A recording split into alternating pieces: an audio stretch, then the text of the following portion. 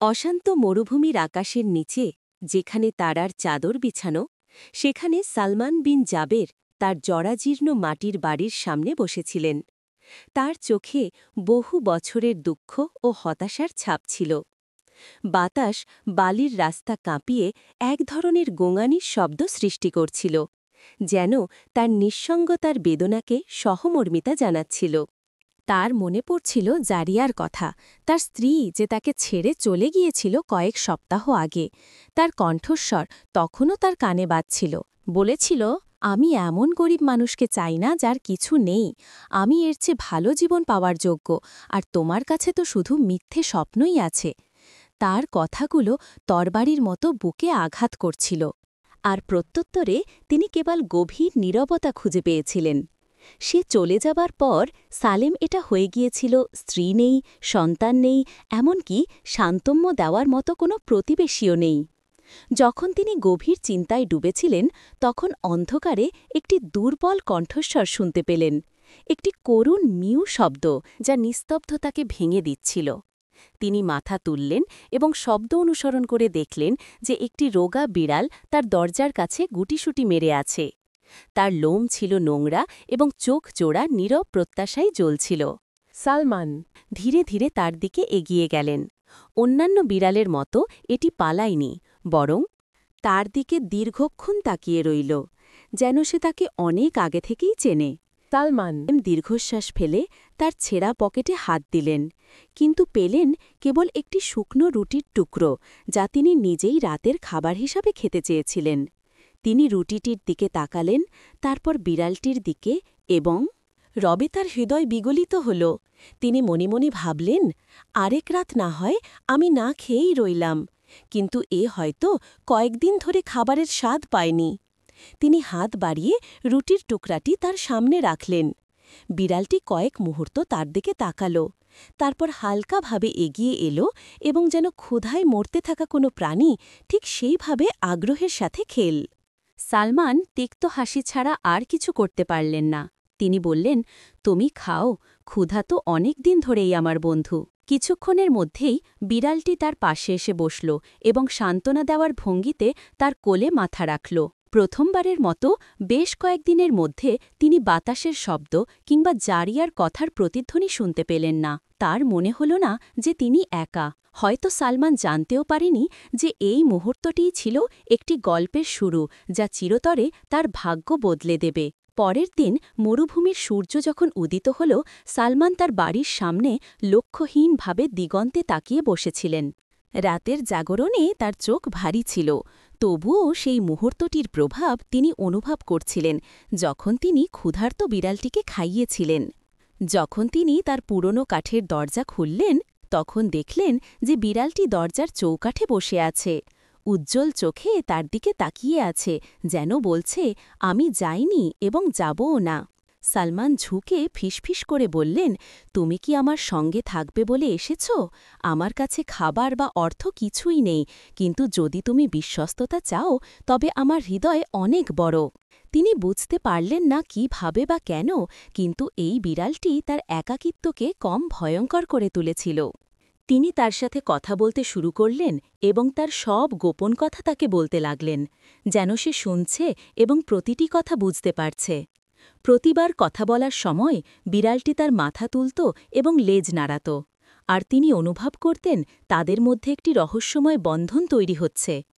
পরবর্তী রাতগুলোতে বিড়ালটি সব জায়গায় তার সঙ্গী হতো। যদি তিনি বাজারে যেতেন, সেও তার পিছু নিত এবং দরজার কাছে বসে অপেক্ষা করত। আর যখন তিনি বাড়ি ফিরতেন, সে তার আগে আগে আসত এবং চৌকাঠে তার নির্দিষ্ট জায়গায় বসত। গ্রামের লোকেরা তাদের দিকে অবাক হয়ে তাকাত। কেউ কেউ বলত, সালমান একাকিত্বে পাগল হয়ে গেছে। একটি বিড়ালকে মানুষের মতো কথা বলছে। অন্যরা ঠাট্টা করে বলত, তার সান্ত্বনা দেওয়ার জন্য কেবল এই প্রাণীটিই বাকি আছে। কিন্তু সালমান তাদের কথায় কান দেননি। তিনি তার সঙ্গে হারানো সবকিছুর প্রতিস্থাপন খুঁজে পাচ্ছিলেন। এক রাতে সালমান তার বাড়ির সামনে বসে আকাশের দিকে তাকিয়েছিলেন। বিড়ালটি তার উড়ুতে মাথা রাখল, তিনি দীর্ঘশ্বাস ফেলে তাকে বললেন, জানো আমার ছোট্ট বন্ধু, আমি ভাবতাম যে আমি জীবিত থেকেও মৃত, কিন্তু তুমি আমার হৃৎস্পন্দন ফিরিয়ে এনেছ। আমি জানি না কিভাবে, কিন্তু তোমার মধ্যে এমন কিছু আছে যা আমি জানি না। তখন বিড়ালটি মাথা তুলল এবং দীর্ঘ সময় ধরে তার চোখের দিকে তাকিয়ে রইল, যেন তাকে একটি মাত্র দৃষ্টিতে উত্তর দিচ্ছে, যা কোনো মানুষের পক্ষে বোঝা সম্ভব নয়। তবুও তিনি অনুভব করলেন যে তিনি তাকে বুঝতে পেরেছেন। পরের দিন সকালে সালমান যখন তার জন্য রোজগার রুটির টুকরো প্রস্তুত করছিলেন, তখন বিড়ালটি সতেজভাবে একটি পাশের রাস্তার দিকে দৌড়ে গেল এবং তার দিকে ফিরে তাকাল, যেন তাকে অনুসরণ করতে বলছে। তিনি কিছুটা দ্বিধা করলেন, তারপর তার পিছু নিলেন। এটি গ্রামের সরু গলিগুলো দিয়ে দ্রুত হাঁটছিল, যতক্ষণ না একটি পুরনো ফাটল ধরা প্রাচীরের পাশে পৌঁছাল। সেখানে থেমে সে জোরে মিউ ডাক ছাড়ল। সালমান ঝুঁকে তার পিঠ বেঁকিয়ে নিচে টাকালেন এবং বালির নিচে কিছু একটা চিকচিক করতে দেখলেন। তিনি হাত বাড়িয়ে বালি সরাতেই পেলেন একটি পুরনো সোনার মুদ্রা, যা বহু বছরের ধুলোয় ঢাকা ছিল। তিনি তার জায়গায় জমে গেলেন এবং পাশে বসে থাকা বিড়ালটির দিকে তাকালেন, যা সন্তুষ্টিতে লেজ নাড়াচ্ছিল। তিনি ফিসফিস করে বললেন, তুমি কে? শুধুই একটা বিড়াল, নাকি ঈশ্বর আমাকে পাঠানো একটি উপহার? সালমান বুঝতে পারেননি যে এই আবিষ্কার কেবল একটি ছোট দরজা, যা তার কল্পনার চেয়েও বিস্ময়কর ভাগ্যের দিকে খুলে যাবে। বিড়ালটি সালমানের জীবনে আসার পর কয়েকদিন কেটে গেল, আর যে একাকিত্ব তাকে গ্রাস করেছিল তা ধীরে ধীরে মুছে যেতে শুরু করল। তিনি বাজারে যেতে শুরু করলেন এবং কিছুটা স্বস্তি অনুভব করলেন। বিড়ালটি একটি বিশ্বস্ত ছায়ার মতো তার পিছু নিত, আর যখন তিনি চত্বরে বসে ব্যবসায়ীদের সাথে কথা বলতেন, সে তার পায়ের চারপাশে জড়িয়ে থাকত এবং তীক্ষ্ণ দৃষ্টিতে লোকদের দেখত, যেন তাকে রক্ষা করছে। কিন্তু গ্রামের লোকেরা তাকে শান্তিতে থাকতে দিল না। একদিন তিনি যখন বিড়ালটিকে নিয়ে গলি দিয়ে হাঁটছিলেন, তখন পিছন থেকে হাসির শব্দ শুনতে পেলেন। দেখো, এই সেই সালমান, যাকে তার স্ত্রী ছেড়ে চলে গেছে। তার কাছে কেবল তার বিড়ালটিই আছে। একজন বলল, অন্যজন আরও জোরে বলল, আমি বাজি ধরতে পারি যে সে মানুষের মতো তার সাথে কথা বলে, হয়তো একাকিত্বে সে পাগল হয়ে গেছে। সালমান থামলেন এবং তাদের দিকে তাকালেন। তিনি উত্তর দিতে চেয়েছিলেন, কিন্তু নীরব থাকায় শ্রেয় মনে করলেন। তিনি বিড়ালটির মাথায় হাত রাখলেন এবং আলতো করে আদর করলেন। তারপর নিচু স্বরে নিজেকে বললেন, তারা যেমন খুশি ঠাট্টা করুক, আমি তো পৃথিবীতে কেবল শান্তিই দেখি। সেই সন্ধ্যায় তিনি তার বাড়ির সামনে বসে বিড়ালটির দিকে তাকিয়ে বললেন, তারা আমাকে নিয়ে হাসে, কিন্তু তারা জানে না যে তুমিই একমাত্র যে আমাকে পাগলামি থেকে বাঁচিয়েছ। বিড়ালটি যেন তার কথা বুঝল। সে তার কোলে লাফিয়ে উঠল এবং লেজটি শান্তভাবে নাড়াতে লাগল। একটি সান্ত্বনামূলক মিউ শব্দ করল। পরের দিনগুলোতে গ্রামের লোকেদের ঠাট্টা আরও বেড়ে গেল। এমনকি কেউ কেউ তাকে অতিক্রম করার সময় ছোট পাথর ছুঁড়ে মারতে লাগল এবং বলত, যাও বিড়ালের লোক। তা সত্ত্বেও সালমানের বিশ্বাস এতটুকুও টলেনি যে এই বিড়ালটি তার জীবনে একটি নিছক কাকতালীয় ঘটনা নয়। তিনি অনুভব করতেন যে এটি তাকে জীবনের অনুভূতি ফিরিয়ে দিচ্ছে। আর যখনই তিনি তার উজ্জ্বল চোখের দিকে তাকাতেন, তখনই একটি অদৃশ্য শক্তি তাকে সান্ত্বনা দিত এবং অদ্ভুত সাহস যোগাত। এক রাতে যখন তিনি তার সামান্য জিনিসপত্র গোছাচ্ছিলেন, তখন দরজায় একটি মৃদু টোকা শুনতে পেলেন। তিনি দরজা খুলতেই দেখলেন যে বিড়ালটি তার পায়ের কাছে একটি ছোট জিনিস ফেলে দিয়েছে। তিনি ঝুঁকে সেটা হাতে নিলেন। এটি ছিল একটি পুরনো হাড়, যা মাটির অবশেষাংশে ঢাকা এবং তার ওপরে একটি অদ্ভুত খোদাই করা ছিল। তিনি সেখানেই জমে গেলেন এবং দুই হাতে হাতটি তুলে ধরে দেখতে লাগলেন। এটা গ্রামের লোকেদের পরিচিত কোনো কিছুর মতো ছিল না। তিনি ফিসফিস করে বললেন, নিশ্চয়ই তোমার পেছনে কিছু রহস্য আছে, হে অদ্ভুত প্রাণী। হাড়টি হাতে নিয়ে উল্টাতে গিয়ে তিনি অনুভব করলেন যে কোনো কিছু তাকে এমন এক পথে টেনে নিয়ে যাচ্ছে যার শেষ তিনি জানেন না। আর এখানেই শুরু হল সেই রহস্যের প্রথম ঝলক, যা চিরতরে তার জীবন বদলে দেবে। সেই রাতে সালমান ঘুমালেন না। তিনি বসে তার হাতে পুরনো হাড়টি ঘোরাচ্ছিলেন। এর অদ্ভুত খোদাইটিতে সূর্যের দিকে হাত বাড়ানো একটি বিড়ালের আদিম চিত্র দেখা যাচ্ছিল। তার শরীরে শিহরণ জাগল। তারপর তিনি তার পাশে বসে থাকা বিড়ালটির দিকে তাকালেন, যার চোখ অন্ধকারে জ্বলজ্বল করছিল। তিনি ফিসফিস করে তাকে বললেন, কে এটা এনেছে, আর তুমি চাও আমি এটা নিয়ে কি করি? সে যেন তার কথা বুঝতে পারল। বিড়ালটি চটজলদি উঠে দরজার দিকে গেল, তারপর তার দিকে তাকাল এবং এমনভাবে মিউ শব্দ করল যা বাতাসে প্রতিধ্বনিত হচ্ছিল, যেন তাকে অনুসরণ করার স্পষ্ট আদেশ দিচ্ছে। সালমান তার পুরনো আলখাল্লা পরলেন এবং তার তেলের বাতিটি নিলেন। তারপর রাতের অন্ধকারে তার পিছনে বেরোলেন। সেই রাতে চাঁদ বালিকে আলোকিত করে তুলছিল, যা দিগন্ত পর্যন্ত প্রসারিত রূপালী সমুদ্রের মতো দেখাচ্ছিল। বিড়ালটি তার সামনে পা ফেলে হাঁটতে লাগল এবং মাঝে মাঝে ফিরে তাকাচ্ছিল, নিশ্চিত হবার জন্য যে তিনি তাকে অনুসরণ করছেন। মরুভূমিতে 1 ঘণ্টা হাঁটার পর তারা একটি অদ্ভুত জায়গায় পৌঁছাল, একটি বিশাল পাথরের প্রাচীর যা একাকী দাঁড়িয়েছিল, যেন এক প্রাচীন রহস্যের নীরব সাক্ষী। বিড়ালটি প্রাচীরের একটি ছোট ফাটলের সামনে দাঁড়াল এবং জোরে মিউ ডাক ছাড়ল। সালমান ঝুঁকে পড়লেন এবং হাত দিয়ে মাটি সরাতে শুরু করলেন, যতক্ষণ না তিনি একটি ছোট কাঠের সিন্দুক উন্মোচন করলেন, যার কিছুটা মাটির নিচে চাপা ছিল। এটা খুব পুরনো ছিল। তিনি ধীরে ধীরে এটা খুললেন আর দেখলেন আগেরটির চেয়েও বড় এক টুকরো সোনা এবং একটি ব্রেসলেট, যার ওপর হাড়ের খোদাইয়ের মতো অদ্ভুত প্রতীক আঁকা ছিল। সালমান দম আটকে এক ধাপ পিছিয়ে গেলেন। তারপর তার পাশে বসে সন্তুষ্টিতে লেজ নাড়ানো বিড়ালটির দিকে তাকালেন। তিনি ফিসফিস করে বললেন, তুমি কি কেবলই এক গোপন আশীর্বাদ যা ঈশ্বর আমার জন্য পাঠিয়েছেন? তিনি ছোট ধনটি নিলেন এবং দ্রুত তার গ্রামে ফিরে এলেন। ফেরার পথে তার হৃৎপিণ্ড জোরে জোরে ঢোলের মতো বাজছিল। তিনি আর সেই ভগ্ন হৃদয় মানুষটি ছিলেন না, যিনি একাকী কাঁদতেন, বরং তিনি তার অন্ধকারে আসার এক ছোট্ট ঝলক অনুভব করতে শুরু করলেন। তবে তিনি বুঝতে পারছিলেন যে এটা কেবল শুরু। বিড়ালটি আরও বড় কিছু লুকিয়ে রেখেছে। যখন তিনি তার বাড়িতে পৌঁছালেন, তখন সোনা তার সামনে রাখলেন এবং বিড়ালটিকে বললেন, যদি এর পিছনে আরও বড় কোনো উদ্দেশ্য থাকে, তবে আমি শেষ পর্যন্ত তোমার অনুসরণ করতে প্রস্তুত। সেই মুহূর্তে বিড়ালটি একটি দীর্ঘ মিউ ডাক ছাড়ল, যেন প্রতিশ্রুতি দিচ্ছে যে যা আসছে তা সবকিছু বদলে দেবে। সোনার আবিষ্কারের পর কয়েকদিন কেটে গেল। সালমান বিচক্ষণতা ও সতর্কতার সাথে এর ছোট ছোট অংশ বিক্রি করতে শুরু করলেন। যা পেলেন তা দিয়ে তিনি তার ক্ষুধা নিবারণ করলেন এবং তার বাড়ির ফাটল ধরা দেয়ালগুলো মেরামত করলেন। তিনি আর সেই দুঃখী মানুষটি রইলেন না, যাকে গ্রামের লোকেরা ঠাট্টা করত। বরং লোকেরা এখন তার দিকে বিভ্রান্তি ও সন্দেহের চোখে তাকাত।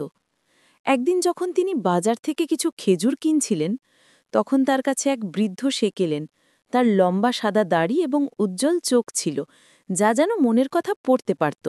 বিড়ালটি সালমানের কাঁধে বসে সতর্কতার সাথে শেখের দিকে তাকিয়েছিল।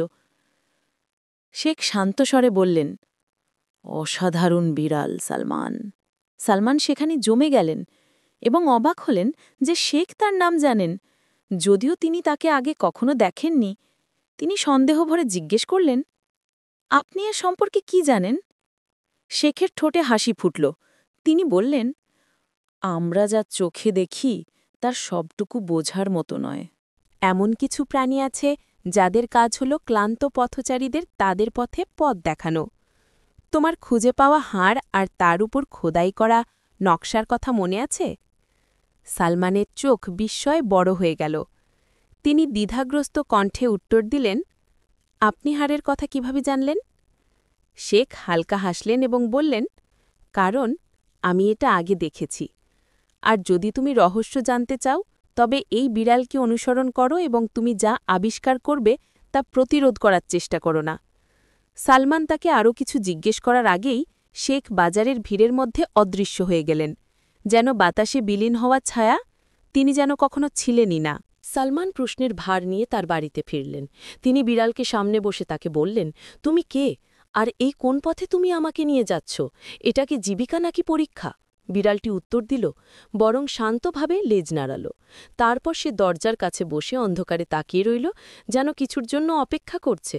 সেই মুহূর্তে সালাম অনুভব করলেন যে তার আগামী রাত্রি অন্যরকম হবে, একটা বড় রহস্য উন্মোচিত হবে। কিন্তু তিনি জানতেন না সেই রহস্য আশীর্বাদ হবে নাকি অভিশাপ। সেই রাতে সালমান ঘুমাননি। তিনি তার ঘরের কোণে বসে বিড়ালটিকে দেখছিলেন, যা দরজার সামনে বসেছিল, এবং তার চোখ দুটি আগুনের শিখার মতো জ্বলছিল। রাতের নীরবতা ছিল ভারী, আর মরুভূমির বাতাস কোণে কোণে ফিসফিস করে ঘুরছিল, যেন গোপন কথা বলছে। হঠাৎ বিড়ালটি উঠে দাঁড়ালো এবং সতেজভাবে দরজার দিকে গেল। তারপর তার দিকে ফিরে একটা দীর্ঘ মিউ ডাক ছাড়ল, যেন তাকে অনুসরণ করার নির্দেশ দিচ্ছে। সালমান দীর্ঘশ্বাস ফেলে বললেন, ঠিক আছে আমার ছোট বন্ধু, আমি তোমার সাথে শেষ পর্যন্ত আছি। তিনি তার আলখাল্লা পরলেন এবং বাতি হাতে রাতের গভীরে বেরিয়ে পড়লেন। বিড়ালটি দ্রুত চলতে লাগল, যেন সে নিখুঁতভাবে তার পথ জানে।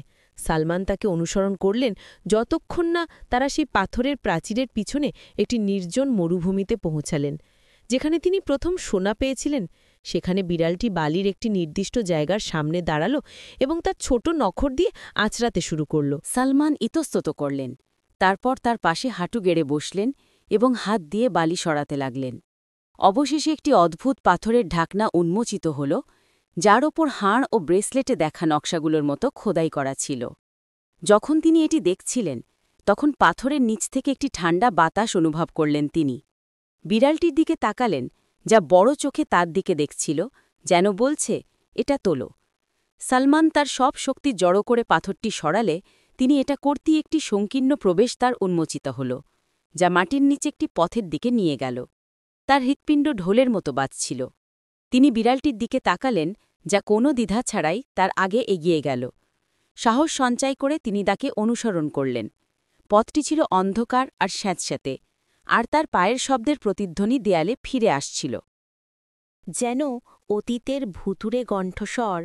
অনেক দূর যাওয়ার পর পথটি একটি বিশাল পাথরের হলঘরে উন্মুক্ত হল।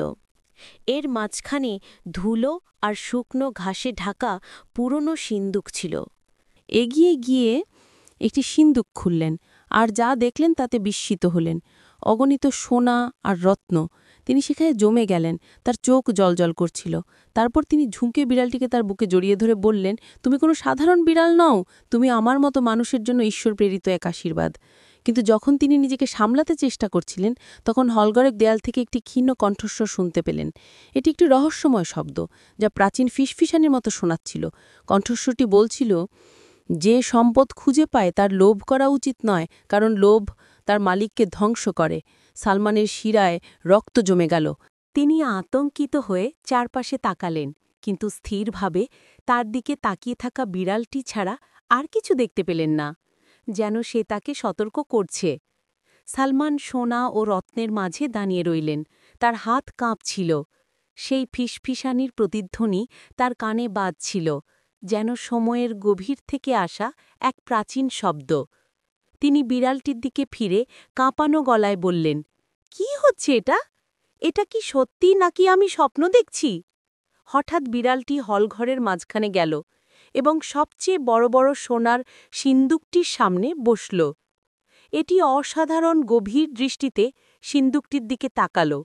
তারপর একটি দীর্ঘ মিউ ডাক ছাড়ল।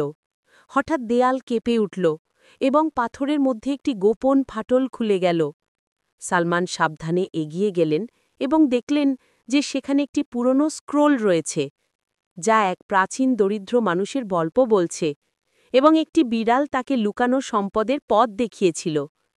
স্ক্রোলটিতে বড় অক্ষরে লেখা শেষ বাক্যটি ছিল, সম্পদ কেবল সোনা নয়, এটি এমন একটি হৃদয় যা পরিবর্তিত হয়। সালমান সেখানেই স্থির হয়ে গেলেন এবং এক অদ্ভুত শিহরণ তার শরীরে বয়ে গেল। তারপর সেই কথার প্রকৃত অর্থ বুঝতে লাগল সালমানের। সম্পদ বলতে শুধু ধনসম্পদ বোঝায় না। সম্পদ বলতে এমন একটি হৃদয়কে বোঝায়। তিনি আতঙ্কিত হয়ে চারপাশে তাকালেন, কিন্তু স্থিরভাবে তার দিকে তাকিয়ে থাকা বিড়ালটি ছাড়া আর কিছু দেখতে পেলেন না, যেন সে তাকে সতর্ক করছে। তিনি বিড়ালটির দিকে তাকালেন, যা তাকে স্বস্তি দেওয়ার ভঙ্গিতে তার পায়ে তার মাথা ঘষছিল। সালমান বুঝতে পারলেন যে এর অর্থ সোনার চেয়েও গভীর। এই বিড়ালটি ছিল একটি উপহার, কেবল তার পকেটকে সমৃদ্ধ করার জন্য নয়, বরং তার হৃদয়কে সমৃদ্ধ করার জন্য, এবং তার স্ত্রীর বিশ্বাসঘাতকতা এবং মানুষের ঠাট্টার পরে যে বিশ্বাস তিনি হারিয়েছিলেন তা ফিরিয়ে দেওয়ার জন্য। যখন তিনি এটি হজম করছিলেন, তখন তিনি তার পিছনে অন্য একটি কণ্ঠস্বর শুনতে পেলেন। তিনি ঘুরে দেখলেন সেই বৃদ্ধ শেখ হলঘরের প্রবেশদ্বারে দাঁড়িয়ে আছেন। তিনি ভারী কণ্ঠে বললেন, এখন দেখলে বিড়ালটি কেবল একটি চাবি ছিল, আর তুমি সেই দরজা যা খোলা উচিত ছিল। সালমান বিস্ময়ে তাকে জিজ্ঞেস করলেন, কেন? আমি সবার মাঝে শেখের হাসি ফুটল। তিনি বললেন, কারণ ভগ্ন হৃদয়গুলোই করুণার কাছাকাছি থাকে। আর ঈশ্বর যখন কাউকে ওপরে তুলতে চান, তখন তিনি তাকে একটি ছোট পথপ্রদর্শক পাঠান, যে তাকে জীবনের অর্থ মনে করিয়ে দেয়। সালমান অনুভব করলেন যে তার গাল বেয়ে অশ্রু গড়িয়ে পড়ছে। তিনি বিড়ালটির দিকে তাকালেন এবং বললেন, তুমি কেবল একটি প্রাণী নও, তুমি একটি আশীর্বাদ, যা আমাকে আমার নিজের কাছে ফিরিয়ে এনেছে। সেই মুহূর্তে তিনি অনুভব করলেন যে তার জীবন আর কখনো আগের মতো হবে না।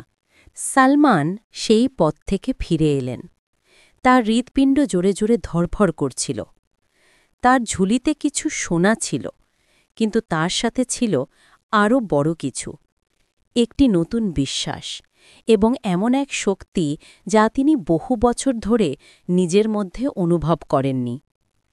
তিনি তার বাড়িতে পৌঁছে বিড়ালটির সামনে দাঁড়ালেন এবং বললেন, আজ থেকে আমি আর সেই পরাজিত মানুষটি থাকব না।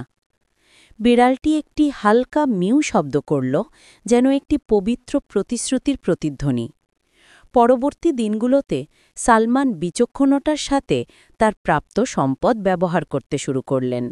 তিনি লোভীদের মতো আনন্দ বা বিলাসের জন্য সোনা খরচ করলেন না, বরং তিনি তার বাড়ি মেরামত করতে শুরু করলেন এবং তারপর কিছু দরিদ্র প্রতিবেশীকে সাহায্য করলেন।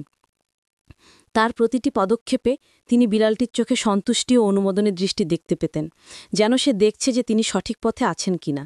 সালমানের খবর রানে ছড়িয়ে পড়ল। লোকেরা এই লোকটিকে দেখে অবাক হল, যার ভাগ্য হঠাৎ বদলে গেল। তিনি আর সে দরিদ্র, দ্বিধাগ্রস্ত, ভগ্নহৃদয় মানুষটি ছিলেন না, বরং তিনি এখন মর্যাদা, শক্তি এবং দয়ালু হৃদয়ের একজন মানুষ। একদিন যখন তিনি বাজার দিয়ে যাচ্ছিলেন, তখন তার প্রাক্তন স্ত্রীর সাথে দেখা হলো, যে তাকে আগে ছেড়ে চলে গিয়েছিল। সে অনুতপ্ত ছিল এবং তার মুখ অনুশোচনায় ভরা ছিল। সে তার সামনে দাঁড়িয়ে বলল, সালমান, আমি তোমার প্রতি ভুল করেছি। সালমান শান্ত দৃষ্টিতে তার দিকে তাকালেন এবং বললেন, ঠিক আছে, সেই ভুল না হলে আজ আমি যা তা হতে পারতাম না। তিনি তাকে ছেড়ে চলে গেলেন আর অনুভব করলেন যে তাঁর হৃদয়ে আর কোনো ক্ষোভ নেই। প্রতিবার যখন তিনি বাড়িতে ফিরতেন, বিড়ালটি দরজার কাছে তার জন্য অপেক্ষা করত, যেন এই বিশাল আশীর্বাদের রক্ষক। তা সত্ত্বেও বৃদ্ধ শেখ মাঝে মাঝে তার সাথে দেখা করতেন এবং সবসময় তাকে তার কথাগুলো মনে করিয়ে দিতেন। সালমান, রহস্যটি গোপন রেখো। যে তোমাকে পথ দেখানোর জন্য বিড়াল পাঠিয়েছে, সে তোমার অহংকার হলে আশীর্বাদ কেড়ে নিতেও সক্ষম। সালমান তখন বিনয়ের সাথে মাথা নত করতেন এবং প্রতি রাতে তাকে দেওয়া সব কিছুর জন্য ধন্যবাদ জানাতেন। কিন্তু যখন জীবন শান্তভাবে চলছিল, তখন সালমান একটি অদ্ভুত জিনিস লক্ষ্য করতে শুরু করলেন।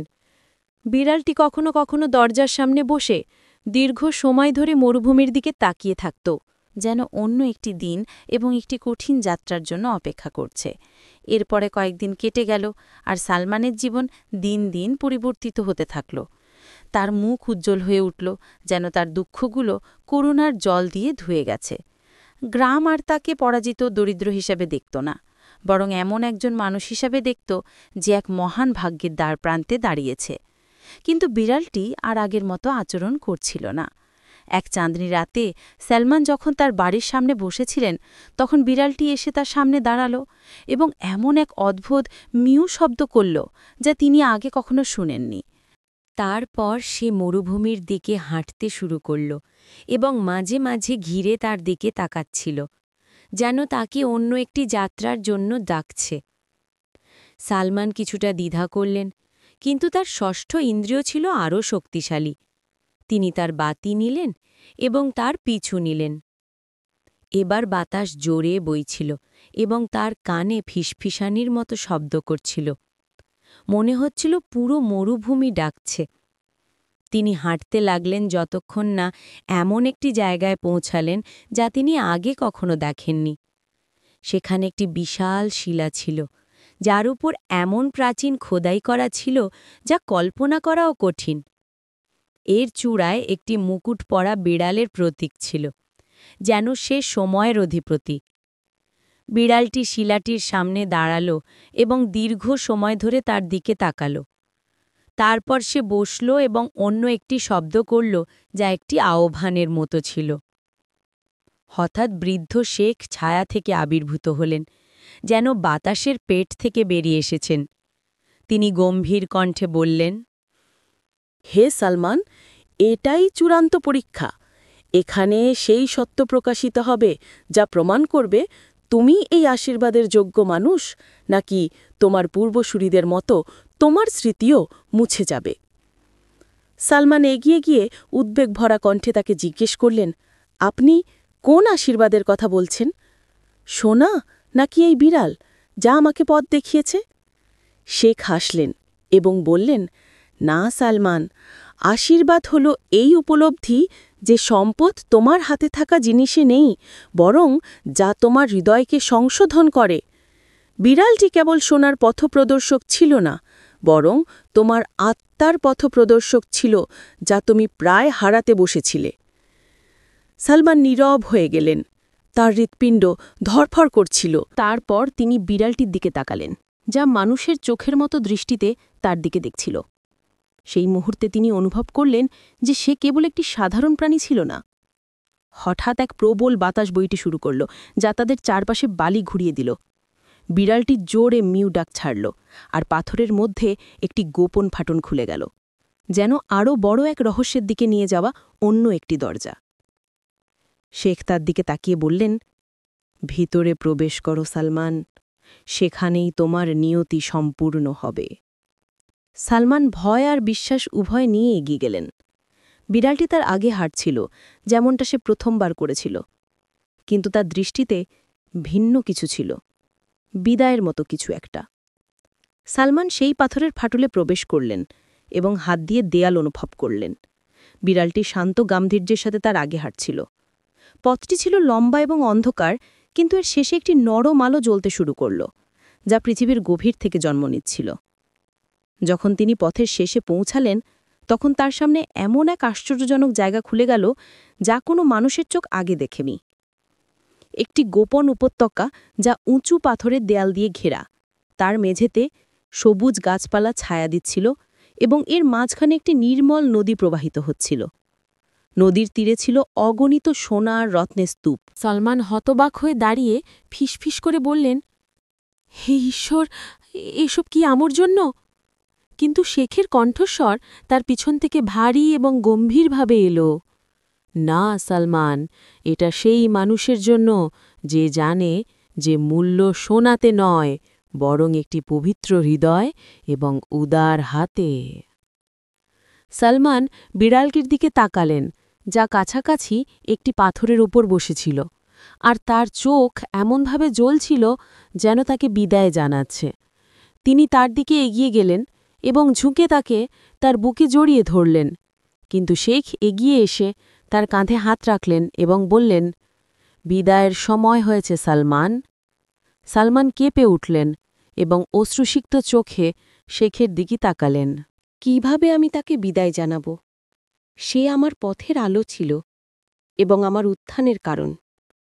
শেখ হাসলেন এবং বললেন, তার বড় কাজের সমাপ্তি আসে বড় বিদায়ের মাধ্যমে।